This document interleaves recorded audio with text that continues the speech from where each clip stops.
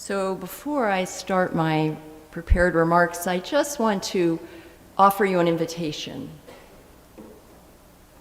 The invitation is this: what is it that stands in your way of peace? What is it that stands in your way of peace? I don't know that I'm direct enough in the remarks I'm about to share that actually is my hope for you today. That you will be able to touch or acknowledge or discover or admit that to yourself. And my deepest wish and prayer for all of us is that in so doing, the answer comes. Mine, so that my husband doesn't need to bear this burden alone,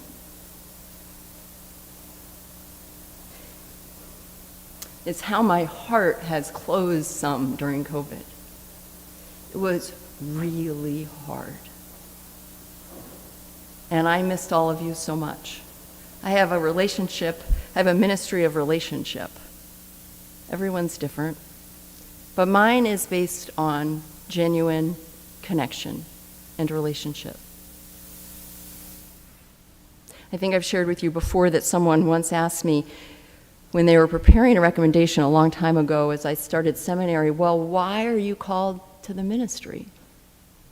And I said, because no one need ever be alone, ever. Same reason I'll offer memorial services to those who have no one. So what is it for you that stands in the way of peace? At some point over the last number of years, I'm going to mark 2016. It seems to me that seeking peace or being peaceful somehow started to become out of fashion, if not even uncool. It was around that time that some of my liberal friends began to label being peaceful as the easy way. Not everyone felt this way, certainly. Still, talking about peace or prayer or inner sanctuary, for me, became risky, easily misunderstood. It was as though seeking peace meant you didn't care. It felt to me as though concepts and spiritual practices that are core to who I am took on entirely different meanings in the public sphere. I can still see things, memes on Facebook. If you're praying, you're not doing anything. If you're at peace, you're not paying attention. Silence became synonymous only with complicity. Now, certainly, silence has that interpretation and meaning and truthful, and many others that are ancient. So let me just repeat, not everyone was saying this, and perhaps my own sensitivity, as I tend to be a rather sensitive soul, exaggerated this sentiment. Either way, I began to succumb to what I thought they were saying, and I began to sort of hide some of my spiritual practices and my belief in the power of peace and nonviolence. I questioned if I was in denial about their efficacy or role in today's world. I became quieter and less brave about sharing what really sustains me. Things have not gotten better in the world since 2016. We've had the pandemic, political unrest, wars, climate crisis, to name just a few. And more, with my own spiritual teachers in my heart, I am convinced it is peace we need. Yes, we need love, for sure. You know I am an advocate for radical, inclusive, brave, daring, authentic, healing love. We also need peace. I am not advocating for peace as a withdrawal or a way to live in denial about what is happening in the world. I'm reminding us that we need to be committed to peace, or I do, and I need to experience it within myself so that I can respond to what is happening around me from a centered and kind place as much as possible. For love without peace runs the risk of causing harm, while peace without love runs the risk of living apart from all that needs healing. It's essential if we're to experience this peace that we all have within us, this peace that reminds us of life's beauty and the rest of that inner sanctuary. We're hungry to experience this peace between us so we feel our belonging. We belong to one another, and we need peace beyond us so the world has a chance to remember its inherent goodness. This peace I'm talking about is a feeling, it's a place within us, it's an experience in our bodies and hearts, not simply an intellectual concept. Even when something or someone outside of us helps us connect with it, it is felt within us. Peace is also a verb. It's a way of responding to what is happening. It's closely aligned with kindness and compassion. It's powerful and it is strong. I have seen peace break down defenses that have been generations in the making. Being peaceful does not mean we don't care. I cannot care well if I am at war within myself. If we aren't experiencing this peace at church and learning how to bring it into our day-to-day lives and into the world, then where are we to find it? And not that it's not found elsewhere. I have shared this, and I'll be brief in reminding us or anyone who hasn't heard, but I shared last Sunday and in a letter to the congregation that we are committed to creating this space as the place you enter. And when you walk across that threshold, you breathe a sigh of relief. I'm considering having river rocks or stones or water or baskets where you can literally bless yourself and lay your burdens down just for this time. You can pick them up again on your way out. You may find them changed. We'll always be committed to justice. It's so core to who we are as Unitarian Universalists. That's not changing. I hope you'll all participate in these Sunday justice gatherings we're going to have once a month. The first is October 2nd. After church, lunch together, fellowship, salad, soup, and learning about these issues that are so important to us. We all have a source of peace within us. Some people call it self with a capital S, or soul.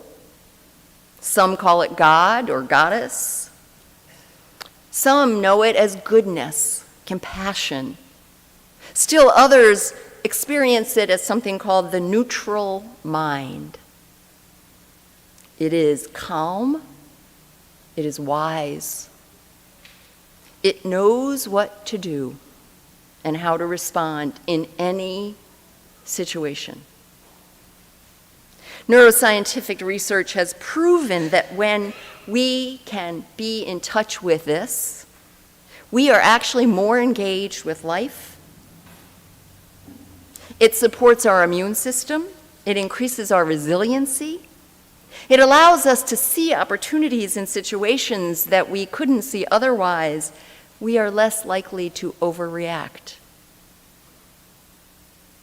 Experiencing a connection with this place within us increases our ability to be clear and direct when we need to be, while still being compassionate and kind. Internal family systems, which is a therapeutic approach developed by Dr. Richard Schwartz in Boston, asserts that every person, and this is our universalist heritage, is born with this self, capital S, and nothing can destroy it. It is not something we have to learn. It is something we need to rediscover. Nothing can destroy it. Certainly, our psyches develop defenses and schemas to deal with trauma and pain, no question. And even the most traumatized of people have this within them, this place of peace. These characteristics are indicative of it, if you will. So this place, this inner self, we know we're in touch with it when we have feelings of calm or curiosity, clarity, compassion, confidence, courage, creativity, connectedness. Religions and peace organizations have been naming this for ages. The Buddha said, and I'll quote, "Better than 1,000 hollow words is one word that brings peace." A Native American proverb reminds us, it is no longer good enough to cry peace. We must act peace. We must live peace and live in peace. And what did Jesus say when he died? What did he leave? Peace. The Gospel of John says, "Peace I leave with you. My peace I give you. I do not give to you as the world gives. Do not let your hearts be troubled, and do not be afraid."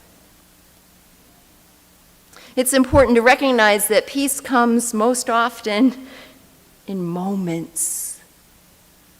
If we set ourselves up to think this is how we have to feel all the time, we will fail. Moments, ordinary moments, sacred moments. We look up on a morning walk at the newly forming autumn leaves and know peace.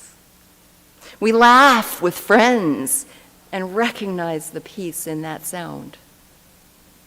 We listen to beautiful cello music and our heart rate slows. And the key is to take the time when these moments happen to soak them into our bodies and brains. And this has been proven. That's our task. When those moments happen, pause. 10 to 30 seconds, it's been proven. We are wired for negativity. We are wired for fear-based responses. And there are many reasons why. It takes significantly more effort and attention to let those moments of peace change us. And the good news is, you don't have to do it when it happens. You can sit here right now and bring into your body and your nervous system and your mind one of those moments. And your brain will change, your body will settle. So the question is what I started with, what stands in the way of our peace? As I think about this, and in my experience, there are three categories of things. There are many, many things that stand in the way of our peace. But it helped me to try to put them into sort of buckets, if you will. And I'm naming three. I'm sure there are many others. One of those buckets is something I'm calling unhelpful mental constructs. The second, self-judgment. And the third is unresolved emotion. So unhelpful mental constructs may include false beliefs, denial, unrealistic expectations that we have for ourselves and others. I have learned that walking into any situation with expectations is a set up. And the greatest way to be pleased is to go in open-handed. Self-judgment may show up, and I've lived this, with feelings of guilt when it comes to peace. Who am I to feel peaceful when there's so much pain in the world or my family? Or we set such high expectations of feeling peace that we're sure to fall short. Unresolved emotions can include resentment, grief, shame. Thich Nhat Hanh said, if we've not transformed our inner blocks of suffering, hatred, and fear, they prevent us from communicating and understanding and making peace. I know that many of us were not taught how to resolve those things. For many people, feeling peace is not easy. For multitudes of reasons, we live in heightened states of fear and anxiety. Trauma of any kind results in psychological changes to our brains and our hormones, and it takes time and skill and support to change those things. It isn't done all at once, and it's possible. When we let out the unresolved feelings trapped in our bodies in helpful and healing ways, the peace that can follow is like none other. I wrote the poem that Joanna read a little while ago this morning, a few hours after releasing some of that pain that I'm talking about. When asked how we make progress towards peace, Thich Nhat Hanh said, we do this by uprooting the roots of violence and war within ourselves. The antidote to violence and hatred, he said, is compassion. There's no other medicine. So lest we doubt the importance of peace, we're going to do two brief exercises. One is internal and one is with someone near you. Internally, think about the most peaceful person you know. They may be dead or alive, someone you know well, someone you follow as a teacher, a musician, a childhood classroom teacher. What is the impact that person has on your life?